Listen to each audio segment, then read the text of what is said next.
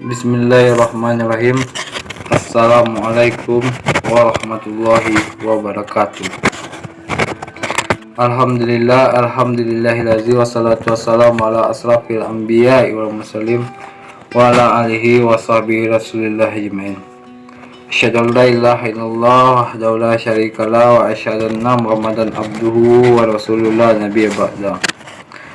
Pertama sekali, marilah kita panjatkan puji syukur kita atas kehadiran Allah Subhanahu wa taala, yang mana Allah telah melimpahkan rahmat dan karunia kepada kita semua. Salawat beriringan salam tak bosan-bosannya kita hadiahkan buat pucuk pimpinan umat yang Nabi besar Muhammad sallallahu alaihi wasallam. Allahumma shalli ala sayyidina Muhammad wa ala ali sayyidina Muhammad. Baiklah, pada kesempatan kali ini izinkan saya untuk menyampaikan judul ceramah saya yang berjudul Damai dalam pandangan Islam. Islam merupakan agama yang diturunkan oleh Allah Subhanahu wa taala sejak manusia yang pertama diciptakan, yaitu Nabi Adam alaihissalam. Islam tidak langsung diturunkan secara utuh kepada umatnya, melainkan diturunkan secara bertahap-tahap melalui wahyu-wahyu ataupun kitab-kitab Allah yang diberikan kepada para nabi dan rasul, sehingga pada masa Nabi Muhammad SAW. Islam berarti damai, menyerahkan diri, patuh dan tunduk. Islam disebut sebagai agama rahmatan lil alamin, sebagaimana firman Allah dalam Quran surat Al-Anbiya ayat 107 yang artinya, dan tiadalah mengutus kamu ya Muhammad melainkan untuk menjadi rahmat bagi alam semesta.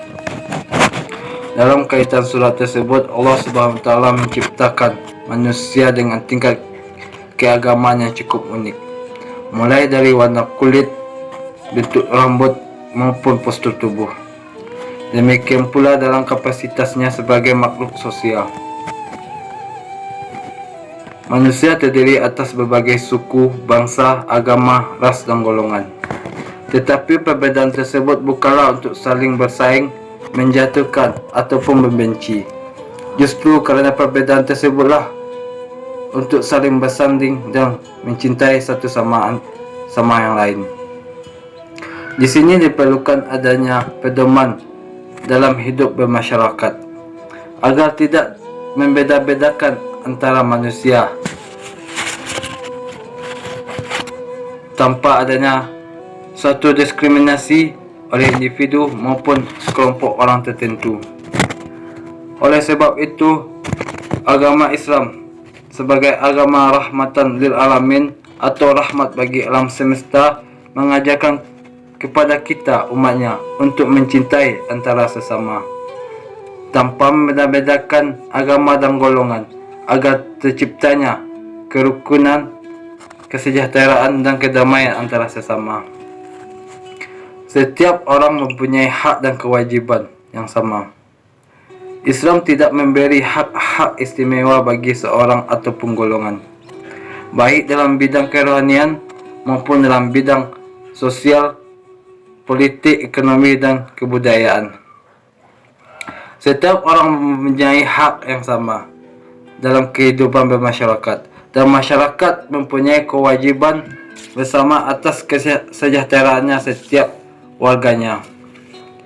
Islam menentang setiap bagi bentuk diskriminasi, baik diskriminasi secara keturunan maupun kerana warna kulit, kerukunan, kebangsaan, kekayaan dan lainnya. Kerana sebagaimana sabda Nabi Muhammad SAW, tidak beriman seseorang kamu sehingga kamu mencintai saudaramu sebagaimana kamu mencintai dirimu sendiri. Manusia merupakan makhluk sosial yang tidak dapat hidup tanpa orang lain. Manusia yang baik adalah manusia yang bisa menjalin dan mempererat persaudaraan antara sesama manusia. Dalam pandangan Islam, persaudaraan tersebut ada 3 golongan.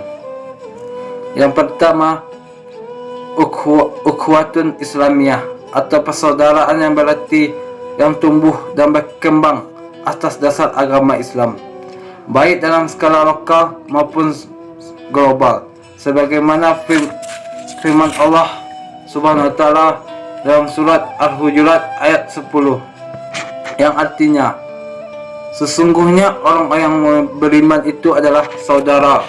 Oleh karena itu, perelaklah simpul persaudaraan di antara kamu dan bertakwalah kepada Allah, mudah-mudahan kamu mendapatkan rahmat.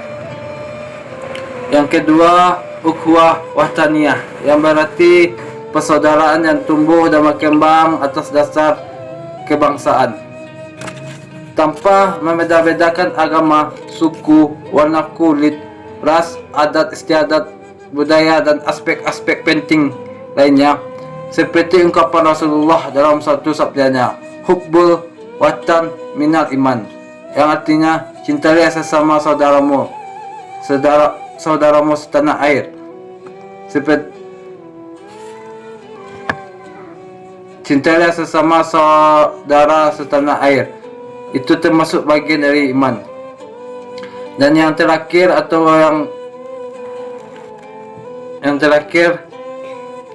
ukhuwah basyariyah, yang berarti persaudaraan yang tumbuh dan berkembang atas dasar kemanusiaan, berlaku pada semua manusia secara universal, tanpa membeda-bedakan agama, suku, ras, dan aspek-aspek khusus lainnya. Ukhuwah ini dilandaskan bahwa semua manusia adalah sama-sama makhluk Allah yang tidak boleh dibeda-bedakan. Walaupun Allah Subhanahu wa taala menunjukkan ajaran yang benar kepada umat manusia, yaitu agama Islam, Allah membebaskan manusia memilih jalannya berdasarkan atas pertimbangan mereka masing-masing.